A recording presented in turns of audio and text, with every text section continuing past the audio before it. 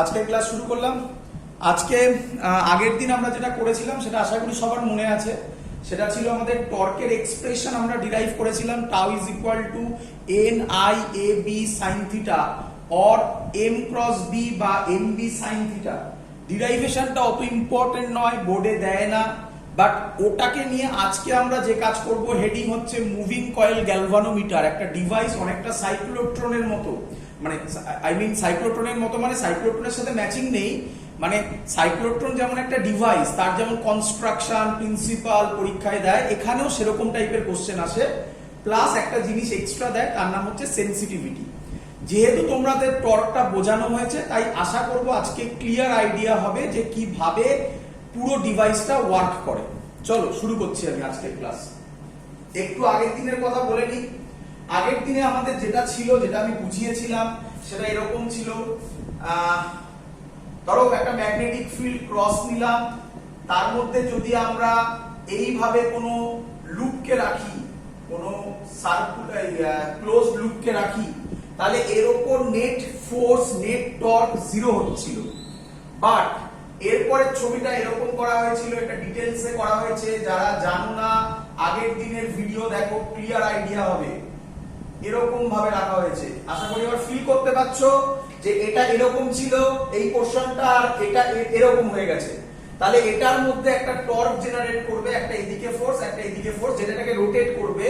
তার ফর্মুলা ছিল tau is equal to N I A B sine theta. n মানে হচ্ছে নাম্বার অফ টার্নস, i মানে হচ্ছে amount of current flowing through the circuit, a মানে হচ্ছে cross sectional area of that loop, a মানে হচ্ছে cross sectional area of that loop, b মানে হচ্ছে ম্যাগনেটিক ফিল্ড, থিটা মানে হচ্ছে খুব ইম্পর্টেন্ট থিং, থিটা মানে হচ্ছে অ্যাঙ্গেল বিটুইন। কেউ বলবে থিটা মানে কার কার মধ্যেকার অ্যাঙ্গেল? এনিওয়ান? শুনতে পাই না, একটু জোরে। Very good. এ আর বি এর মধ্যেকার অ্যাঙ্গেল হচ্ছে এ, এন্ড বি এর মধ্যেকার অ্যাঙ্গেল হচ্ছে থিটা। এটা আরেকটু যদি দেখতে যাই, নাম্বার অফ টার্নস 1 ধরে নিলাম, এটা লেখার দরকার নেই। এন বা টোটালটা এমনি থাকলেও কোনো ব্যাপার না। এন আই এ টোটালটাকে বলা হয় magnetic dipole moment M cross B. M এর সাথে বি এর অ্যাঙ্গেল, এর সাথে বি এর অ্যাঙ্গেল যা হবে, এম এর সাথে বি এর অ্যাঙ্গেলও সেম হবে, কারণ এম এর যে formula N I A, N scalar I scalar, এরিয়াটা ভেক্টর, তাই এরিয়ার সাথে বি এর যা অ্যাঙ্গেল, ম্যাগনেটিক ডাইপোল মোমেন্টের সাথে বি এরও সেম অ্যাঙ্গেল। এটা ক্লিয়ার সবার? এর যে ডিরাইভেশন আমরা করেছিলাম, আমি রিপিট করছি আবার, এর যে ডিরাইভেশন আমরা আগের ক্লাসে দেখিয়েছিলাম, অনলি ফর দিস ওয়ান, এটার যে ডিরাইভেশন ছিল সেটা ফাইনাল এক্সামের জন্য না করলেও হবে। জাস্ট একবার দেখে রাখলে, গো থ্রু করে রাখলে ক্লিয়ার হয়, পুরো জিনিসটা ফিল করা যায় যদি তুমি পুরোটাকে বোঝো। না করলেও, পরীক্ষায় না করলেও আসার চান্স নেই প্রায়। আমরা আজকে শুরু করছি মুভিং কয়েল গ্যালভানোমিটার। তোমরা বুঝতে পারবে মুভিং কয়েল গ্যালভানোমিটারের নোট পাঠানো আছে সবকিছু, শুধু কনস্ট্রাকশনটা আমি একটা এঁকে দেবো। কনস্ট্রাকশনটা লেখা আছে না, এখানে লেখা নেই, কনস্ট্রাকশনটা আমি একটু বুঝিয়ে দেবো জাস্ট, এটাই শুধু নোটের মধ্যে অ্যাড হবে, বাকি যা আছে সব সেম আছে, নোটের মধ্যে যা আছে তাই সব সেম আছে। তো অবভিয়াসলি এর ব্যাপারে কোনো ডাউট নেই যে moving coil galvanometer depends on that formula, obviously torque tau is equal to N I A B sine theta. এখানে নিঃসন্দেহে এটা আসবে। কিভাবে আসবে? আস্তে আস্তে আসছে আমরা। তো আমরা প্রথমে লিখব what is moving coil galvanometer. লিখবে আমার সাথে, it is a device to detect, it is a device to detect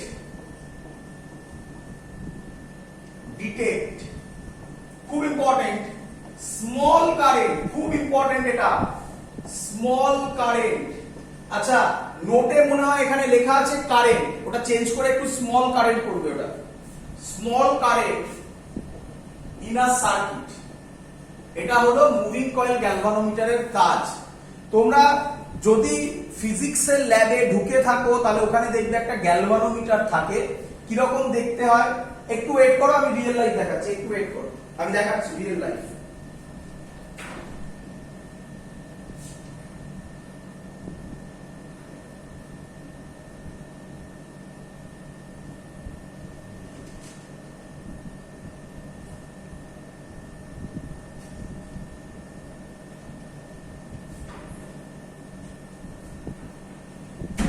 এটা হচ্ছে আমাদের রিয়েল লাইফ গ্যালভানোমিটারের ছবি।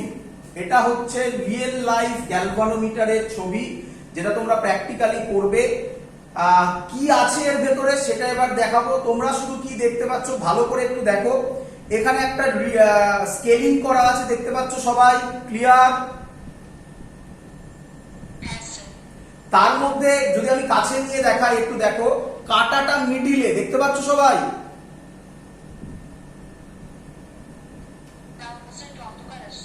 অন্ধকার আসছে। এবার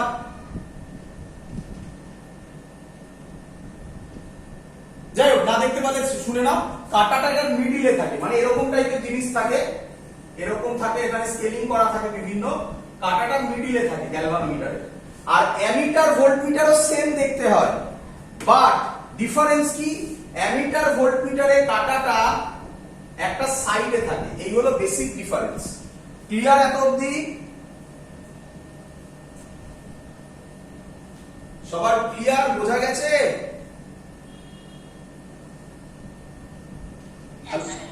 চলো এবার আমরা এটার প্রিন্সিপাল করব। কি প্রিন্সিপাল ভালো করে বুঝে নাও, আমি লিখে দিচ্ছি। এটা হচ্ছে গ্যালভানোমিটারের বেসিক ফিগার, যেটা দেখা যায় ভেতরে কি আছে আমরা করব। প্রিন্সিপাল, প্রিন্সিপাল কি বলছে? আ current carrying coil, a current carrying coil placed in a magnetic field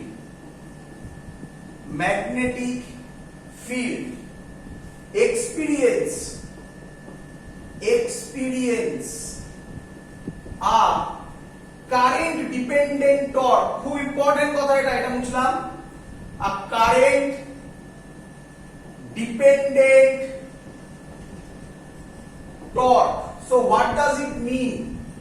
Sir, current dependent torque মানে কি? আপনি তো এক্ষুনি করালেন, টর্ক মানে হচ্ছে tau is equal to NIAB sin theta।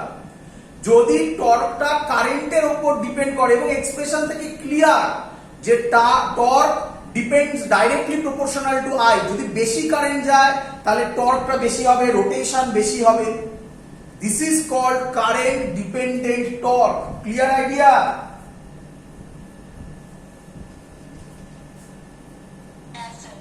চলো, so in a magnetic field experience a current dependent torque which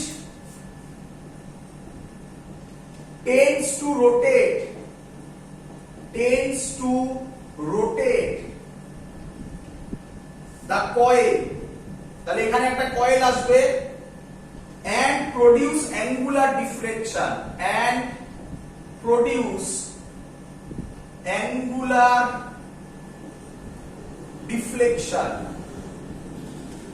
এবার তোমাদের কোশ্চেন, স্যার এটা একটা important, coil produce angular deflection. তাহলে আপনি এটাকে এক্সপ্লেন করুন, কনস্ট্রাকশনটা কি রকম হবে। কনস্ট্রাকশনটা না বললে ক্লিয়ার হয় না, বুঝতে একটু প্রবলেম হয় যে অ্যাকচুয়ালি আপনি যে ডিভাইসটা বলছেন তার ভেতরে কি আছে। তো আমি সেটা এবার ড্র করছি। লেখো কনস্ট্রাকশন, এটাই নোটের মধ্যে করা নেই, তো এটা অ্যাড করে নেবে। লেখো কনস্ট্রাকশন। সবার প্রিন্সিপাল ক্লিয়ার? কাজ কি করে বোঝা গেছে? Detect small current in a circuit. বেশি কারেন্ট হলে কি হবে সেটাও আমরা যখন কনস্ট্রাকশন করব আমরা বুঝে যাব বেশি কারেন্ট হলে কি হবে। কারেন্ট ডিপেন্ডেন্ট টর্ক, সেইটা রোটেট করবে কয়েলটাকে, যেটা কিনা অ্যাঙ্গুলার ডিফ্লেকশন দেবে। এই হলো বেসিক প্রিন্সিপাল। ক্লিয়ার? চলো শুরু করছি আমরা এবারে। কনস্ট্রাকশন কি রকম, তো কনস্ট্রাকশনটা আমি এঁকে দিচ্ছি, তোমরা ড্র করে নেবে কনস্ট্রাকশনটা, এটা নোটে নেই। পরীক্ষায় জেনারেলি কনস্ট্রাকশন দেওয়া হয় না, পরীক্ষায় বলে write down the basic principal of moving coil galvanometer, 1 নম্বরের কোশ্চেন, এটা লিখলেই হবে। তারপরে দেয় সেনসিটিভিটি, মেনলি ওগুলো দেয়, খুব ইম্পর্টেন্ট দেয়, প্রচুর বার দিয়েছি ইয়ারে, what is radial magnetic field, আমরা করব সেগুলো যখন ভেতরে যাব তখন ক্লিয়ার হবে। জেনারেলি কনস্ট্রাকশন দেয় না, বাট কনস্ট্রাকশনটা না বুঝলে তোমাদের ক্লিয়ার আইডিয়া হবে না। কি হচ্ছে এখানে, এরকম ম্যাগনেট রাখা হয়, এটা কিছুই না হর্সশু ম্যাগনেট, তোমরা বুঝতে পারছো হর্সশু ম্যাগনেট, এটা ক্লিয়ার হ্যাঁ কি নয়? তাহলে এটাকে যদি আমি ঘুরিয়ে এইভাবে রাখি, এরকম ভাবে দেখো এইভাবে, এটাকে ঘুরিয়ে রাখলাম এইভাবে, তো পুরোটা দেখানো হয় না, এর ভেতরে তার মানে স্ট্রং দুটো ম্যাগনেট আছে, একটা হর্সশু ম্যাগনেট আছে যেটা এরকম ভাবে এই বের ভেতরে রাখা আছে, ক্লিয়ার? চলো এবার কি হচ্ছে, এখানে একটা কয়েল থাকে এরকম ভাবে, দেখে নাও,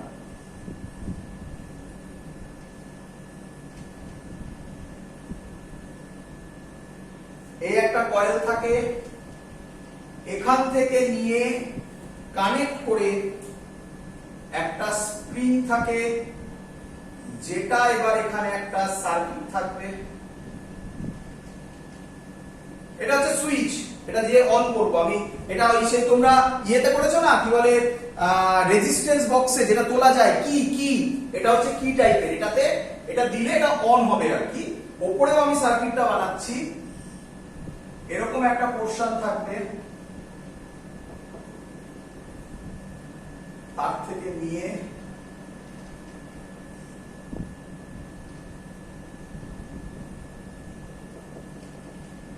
এই হলো বেসিক ফিগার।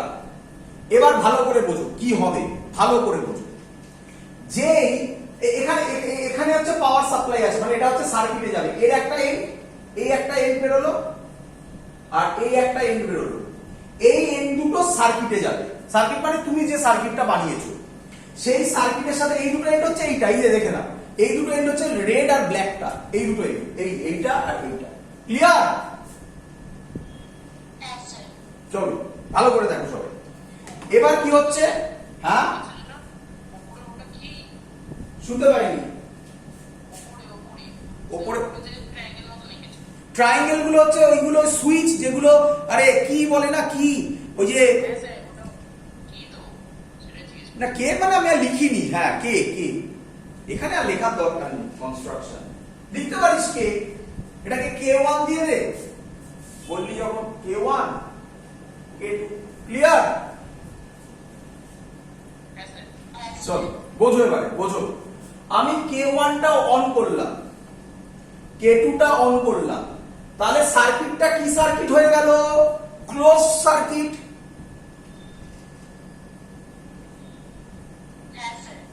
K1 K2 যদি আমি ক্লোজ করে দিই, তাহলে এইখানে তো তোর সার্কিটটা বানানো আছে, তুই কি সার্কিট বানিয়েছিস, K1 K2 ক্লোজ করে দিলে এটা একটা ক্লোজ সার্কিট হয়ে গেল না? যেই ক্লোজ সার্কিট হবে এর মধ্যে দিয়ে একটা কারেন্ট ফ্লো করবে, এইভাবে হতে পারে, উল্টো ভাবে সেটা পরের কথা, দেখ বুঝতে পারলি কিনা। আর আমি দিলাম না ভেতরে, এইখানে একটা কারেন্ট ফ্লো করবে, হ্যাঁ কি নয়? এই কয়েলের মধ্যে এগুলোকে এক একটা টার্নস বলে, টার্নস, যেটা n দিয়ে রিপ্রেজেন্ট করা হয়, n নাম্বার অফ টার্নস, এটাকে নাম্বার অফ টার্নস, এই পেঁচানোগুলোকে বলা হয় নাম্বার অফ টার্নস। এর মধ্যে দিয়ে কারেন্ট ফ্লো হচ্ছে, এই ম্যাগনেট দুটো ম্যাগনেটিক ফিল্ড জেনারেট করছে, অবভিয়াসলি এই কয়েলটার একটা এরিয়া আছে, সেই এরিয়ার ম্যাগনেটিক ফিল্ডের সাথে কি অ্যাঙ্গেল করছে, এটা একটা খুব ইম্পর্টেন্ট জিনিস, সেটা আমরা পরে আসবো। যাই হোক না কেন, এটুকুনি বোঝাতে পেরেছি কিনা বল, যেই এখান দিয়ে কারেন্ট ফ্লো হবে একটা টর্ক জেনারেট হবে, যার ফর্মুলা হবে NIAB sin থিটা, ক্লিয়ার? যেই টর্ক জেনারেট হবে, এক মিনিট, যেই যেই টর্ক জেনারেট হবে সেই টর্কটা এই কয়েলটাকে রোটেট করাবে।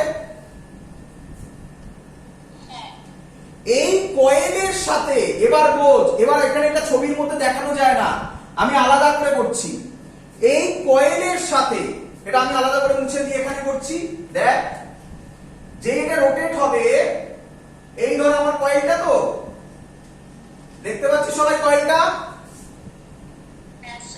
এখান থেকে একটা এরকম ওয়্যার থাকবে, এই ওয়্যার বলছি পয়েন্টার, মানে নিডল থাকবে, নিডল। আর এইখানে এরকম হচ্ছে স্কেলিং গুলো করা থাকবে। যে টর্ক জেনারেট হবে এটা রোটেট করবে এদিকে অথবা এদিকে, একই নয়? যেই রোটেট হবে অমনি পয়েন্টারটা হয় এদিকে ডিফ্লেকশন নেবে, না হয় ডিপেন্ড করবে এদিকে ডিফ্লেকশন নেবে। ক্লিয়ার? ব্যাস, এটাই হলো মুভিং কয়েল গ্যালভানোমিটারের কাজ। এই পয়েন্টারটা এখানে আঁকা হয় না। বোঝা গেছে সবার? ক্লিয়ার? ফিল করতে পেরেছিস? পয়েন্টারটা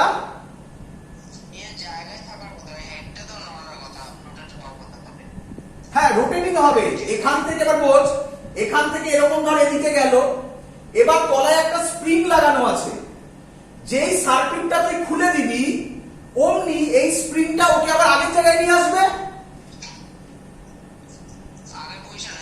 তাহলে এই পয়েন্টারটা যেটা এদিকে গেছিল সেটা এদিকে চলে আসবে, অথবা যেটা এদিকে গেছিল এইদিকে চলে আসবে। এই হলো সেই পয়েন্টারটা। এর ভেতরে এই পুরো জিনিসটা আছে। এখান থেকে এই যে এখানে ম্যাগনেটটা আছে, এখান থেকে এই পয়েন্টারটা বেরিয়েছে, এই যে। এবার ভাব যদি আমি হিউজ কারেন্ট ফ্লো করাই। আচ্ছা, প্রথম কথা হচ্ছে তোদের একটা আইডিয়া দিই, তোরা এটা প্র্যাকটিক্যাল করলে বুঝে যাবি কত কারেন্ট ফ্লো হয়। আমি বারবার রিপিট করছি, প্র্যাকটিক্যাল ডিভাইস নিয়ে ভেবে করো, ফিল করে করো, মুখস্থ করো না। মুখস্থ করে এই জায়গাটা পরীক্ষার জন্য চলে যাবে, কিন্তু ফিল করলে তবে তুমি প্র্যাকটিক্যালটাও বুঝতে পারবে যে কি হচ্ছে ঘটনাটা। দেখো জেনারেলি এটা কত কারেন্ট মেজার করে, জেনারেলি এরা 5 মিলি অ্যাম্পিয়ার থেকে 10 মিলি অ্যাম্পিয়ার মেজার করে। মিলি অ্যাম্পিয়ার বলেছি, মিলি অ্যাম্পিয়ার। এখানে লেখা আছে, এখানে লেখা আছে এটা 0 থেকে 30 আছে, 30, এদিকে 30 এদিকে 30। তাহলে জেনারেলি 5 থেকে 10 হয়, 30ও করে। এগুলো একটু দামি ডিভাইস, তো তার জন্য কোথাও 20 করে, কোথাও 30 করে, কোথাও 10 করে। বোঝা গেছে? এবার যদি হট করে তুই বেশি কারেন্ট ফ্লো করাস, বেশি মানে কি 1 অ্যাম্পিয়ার, 1 অ্যাম্পিয়ার মানে 1000 মিলি অ্যাম্পিয়ার। কি রে, বেশি কারেন্ট ফ্লো করলে এই যে কয়েলটা আছে, কয়েলটা এরকম আছে, আই খুব বেশি, ফর্মুলাটা লিখেছিলাম tau is equal two NIAB sin theta. I যদি খুব বেশি হয়, টর্কটা খুব বেশি হবে, তাহলে কয়েলটা ঘট করে ঘুরে যাবে, কুইকলি ঘুরে যাবে। যেই ঘুরে যাবে, এই স্প্রিং গুলো এমন মেটেরিয়াল দিয়ে তৈরি হয়, এই স্প্রিংটা ব্রেক করে যাবে। তাই তুই দেখবি এর মধ্যে বেশি কারেন্ট ফ্লো যদি করাস, মানে বেশি কারেন্ট মানে কি, সিম্পল এই যে প্লাগ গুলো থাকে আমাদের, এই প্লাগের মধ্যে বুঝে দিবি আর কি। তাহলে কি হবে, এই পয়েন্টারটা তুই ঘপ করে এদিকে গেল, কিন্তু যে এবার খুলে দিলি কানেকশন, অফ করলি, আর আগের জায়গায় ফিরবে না। বল বুঝলি কি না? হ্যাঁ হ্যাঁ, অ্যাডমিট করতে বলছে। আচ্ছা, করে দিয়েছি, ঠিক আছে, চলো। হ্যাঁ রে, বুঝলি কি বুঝলি না বল।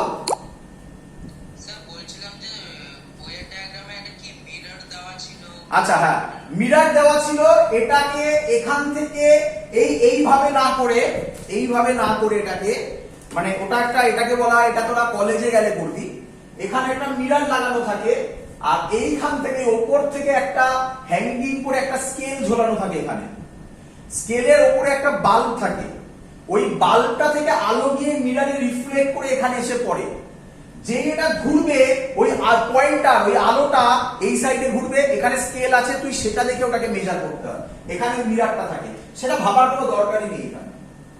বল বুঝলি না? আরে এত দেরি দেরি করে কেন ঘুরছিস?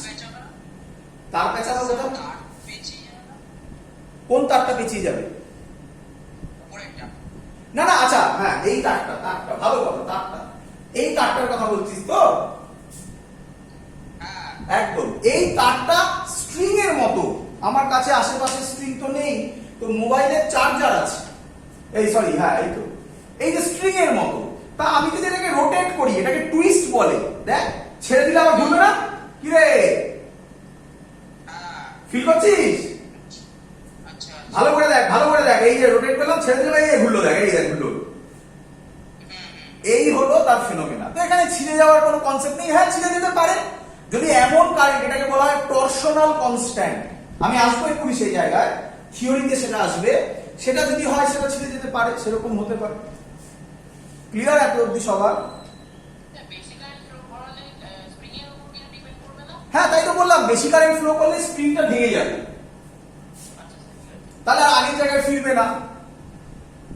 একবার তুই দেখতে পাবি এরকম ডিফ্লেকশন দিল, কিন্তু তারপরে খুলে নিলে সার্কিট আর আগের জায়গায় ফিরবে না। আর এগুলো খুব সেন্সিটিভ হয়, এর প্রচুর দাম এগুলো। এই একটার দাম রাফলি 1000 টাকার কাছাকাছি, আরো বেশি তো কম নয়। মনে নেই আমি এক্সাক্ট ভ্যালুটা কত দিয়ে কিনেছিলাম। তো 1000 টাকার দামই, খুব দামি সেন্সিটিভ ইনস্ট্রুমেন্ট বলা হয় এগুলো। ক্লিয়ার? বল।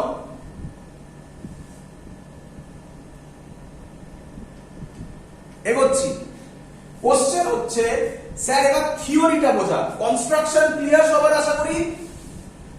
থিওরি এক কাজ করি, থিওরিটা পাশেই করি, তাহলে তোদের বুঝতে সুবিধা হবে। থিওরিটা পাশেই করি। আমি লিখতে পারি টাউ ইজ ইকুয়াল টু, ভালো করে শুনবি, NIAB। এটা থিওরি করছি, theory important. Tau is equal two NIAB sin theta. কিরে, একটু রিপিট করে দিই। এনটা কি? এনটা হচ্ছে কয়েলের নাম্বার অফ টার্নস। আইটা কি? এই যে এখান থেকে যে কারেন্ট যাচ্ছে, যেটা আমি 1 অ্যাম্পিয়ার, 1 অ্যাম্পিয়ার তো অনেক বেশি, এই যে কারেন্টটা যেটা যাবে সেটা হচ্ছে আই। এরিয়া কি? এই কয়েলের যে ক্রস সেকশনাল এরিয়া, সেটা হচ্ছে এরিয়া। বি কি? এই যে ম্যাগনেট, এই ম্যাগনেট যে ম্যাগনেটিক ফিল্ড তৈরি করছে এখানে, সেই ম্যাগনেটিক ফিল্ডের ইন্টেন্সিটিটা হচ্ছে বি। থিটা কি? এই এরিয়া আর বি এর মধ্যে যে অ্যাঙ্গেল, সেটাকে বলা হচ্ছে থিটা। ক্লিয়ার? এবার ভালো করে বুঝতে হবে, একটু ডিফিকাল্ট এই জায়গাটা। এখানে না দুটো রোটেশন আসে, দুটো অ্যাঙ্গেল আসে, রোটেশন না, দুটো অ্যাঙ্গেল আসে। ভালো করে বুঝবে, ভালো করে বুঝবে। এই থিটাটা এরিয়া আর বি এর মধ্যেকার অ্যাঙ্গেল। আবার এই টুইস্টের জন্য, এই টুইস্টের জন্য এখানে যেটা দেখিয়েছিলাম খানিকক্ষণ আগে, এই যে এখানে যে পয়েন্টারটা লাগানো আছে, সেই পয়েন্টারটা একটা অ্যাঙ্গেল করবে, হ্যাপি নয়? এর নাম ফাই দিলাম, ফাই। বোঝা গেছে এতদিন? চলো, তাহলে দুখানা অ্যাঙ্গেল আছে। আবার বলছি, এই একটা থিটা আছে। কে বলবে থিটাটা কার কার মধ্যেকার অ্যাঙ্গেল? এর ল্যাঙ্গুয়েজে বললে ভালো হয়, এরিয়া, এরিয়া না, কয়েলের এরিয়া আর ম্যাগনেটিক ফিল্ড। ক্লিয়ার? আর এই যে পয়েন্টারটা আছে, এই যে এখানে দেখো, এই যে কাঁটাটা, এই কাঁটাটাকে রিফ্লেক্ট করবে, সেই অ্যাঙ্গেলটাকে বলা হচ্ছে ফাই। ক্লিয়ার? আমি এটা পরে আসছি। যেহেতু দুটো অ্যাঙ্গেল আছে, তাই একটা অ্যাঙ্গেলকে সরানোর জন্য, ইন্ডিপেন্ডেন্ট করার জন্য একটা মজাদার জিনিস করা হয়। এবং সেই মজাদার জিনিসটা তোমরা খুব আরামসে ফিল করতে পারবে যদি আমার আগের ভিডিওগুলো ক্লিয়ার আইডিয়া থাকে, মানে ডাইরেকশন গুলো ভালো করে দেখে থাকো। চলো বোঝাই তোমাদের। দেখো, আমি বলবো না কত অ্যাঙ্গেল, তোমরাই বলবে আমাকে কত অ্যাঙ্গেল। চলো, সে কথার কথা, এটা নর্থ নিলাম, এটা সাউথ নিলাম, উল্টো হতে পারতো, এটা নর্থ এটা সাউথ, কিছু যায় আসে না। ম্যাগনেটিক ফিল্ড কোন দিক থেকে কোন দিকে কাজ করে?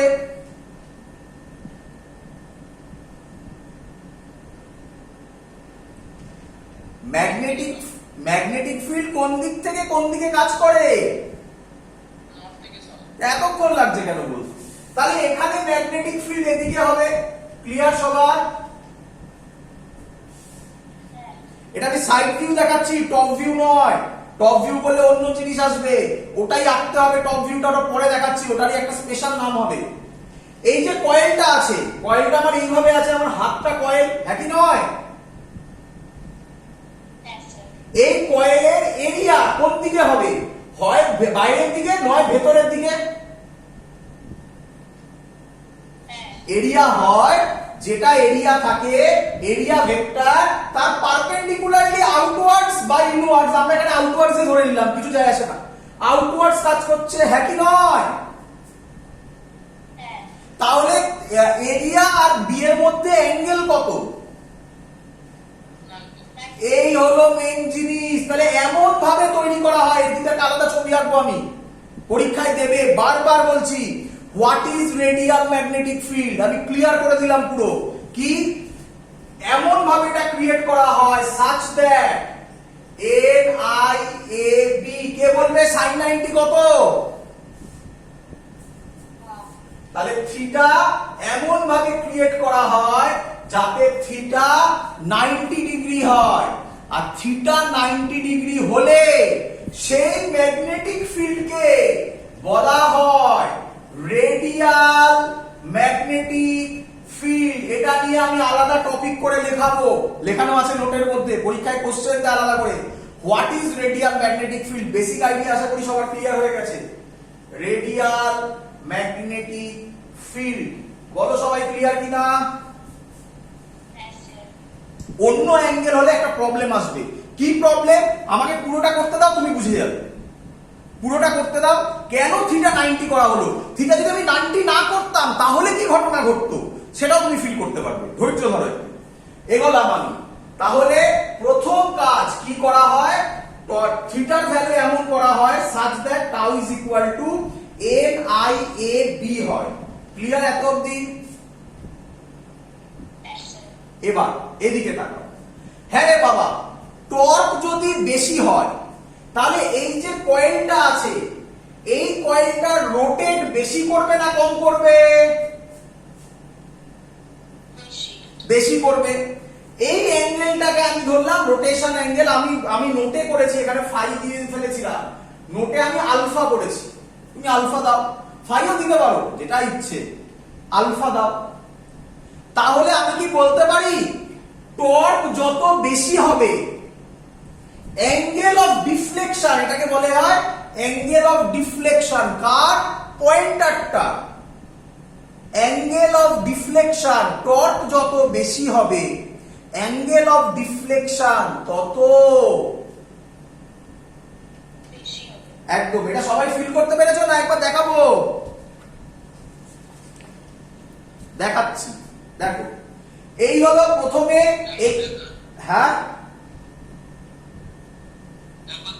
হ্যাঁ দেখাচ্ছি। এটা হলো কয়েল, বোঝা যাচ্ছে?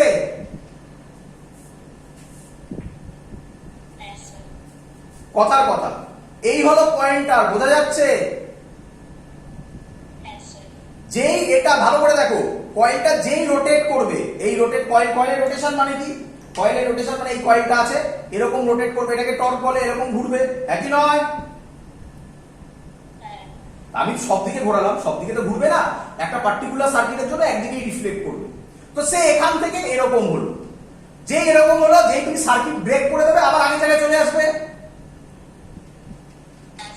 এবার ছবিটা দেখো, এই ছিল, এই আমার পয়েন্টারটা, যেই এটা রোটেট করবে, ভালো করে দেখবে, এই দেখো রোটেট করলো, একই নয়? ছিল এই পয়েন্টটা সবসময় 90 ডিগ্রিতে থাকবে, তাহলে এটা যেই হবে সেটা এরকম করবে। তাহলে এই যে অ্যাঙ্গেলটা রোটেট করলো এটাকে বলা হচ্ছে আলফা। ফাই বলতে পারো, যা ইচ্ছে, আমি নোটে আলফা দিয়েছি বলে আলফা করলাম, চেঞ্জ করলাম। ক্লিয়ার? তাহলে আমি লিখতে পারি tau directly proportional to alpha. তাহলে টাউ ইজ ইকুয়াল টু একটা কনস্ট্যান্ট আসবে, this constant is called C alpha. C কে বলা হয় সি কে বলা হয় টরশনাল কনস্ট্যান্ট। টরশনাল কনস্ট্যান্ট এটার মানে কি? টরশনাল কনস্ট্যান্ট মানে ওই যে বলেছিলাম এই ওয়্যারটার উপর ডিপেন্ডেন্ট। এই ওয়্যারটা যত টুইস্ট করবে বা যে মেটেরিয়াল দিয়ে তৈরি সেই মেটেরিয়ালের উপর ডিপেন্ডেন্ট, এটাকে বলা হয় টরশনাল কনস্ট্যান্ট। যত বেশি মেটেরিয়াল যত বেশি টুইস্টেবল হবে তত আলফা বেশি হবে। ক্লিয়ার?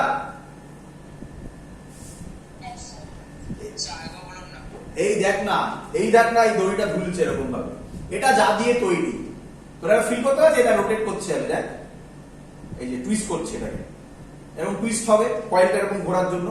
এবার যেই ছাড়বো দেখ ঘুরবে, দেখ এই দেখ এই দেখ এই দেখ ঘুরলো। এটা এই মেটেরিয়ালের ক্ষেত্রে যা হবে অন্য মেটেরিয়ালে আলাদা হবে। আর এই যে রোটেশনটা আবার দেখাচ্ছি, এই যে টুইস্ট করছি, এই যে ছেড়ে দেবো যে ঘুরবে, এই যে রোটেশনটা হলো এটাই তো অ্যাঙ্গেলটা, ওই যে পয়েন্টারটা কতটা সরছে, তাহলে সেটা এর মেটেরিয়ালের উপর ডিপেন্ড করবে, সেটাকে বলা হচ্ছে টরশনাল কনস্ট্যান্ট। ক্লিয়ার? চলো আমি এখান থেকে বলতে পারি, শুনতে পাইনি? মেটেরিয়ালের প্রপার্টি, মেটেরিয়াল যদি চেঞ্জ হয়ে যায় সি চেঞ্জ হয়ে যাবে। আয়রনের ক্ষেত্রে যা সি, আয়রনের ক্ষেত্রে যা সি, স্টিলের ক্ষেত্রে আলাদা সি। কোন একটা অ্যালয়, তোরা জানিস যে ওয়্যার গুলো অ্যালয় দিয়ে তৈরি হয়, পড়িয়েছিলাম ম্যাঙ্গানিজ,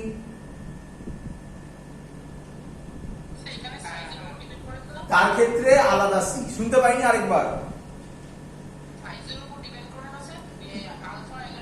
না, কিসের সাইজের উপর? এখানে তো কোনো সাইজের কোনো ফর্মুলাই নেই।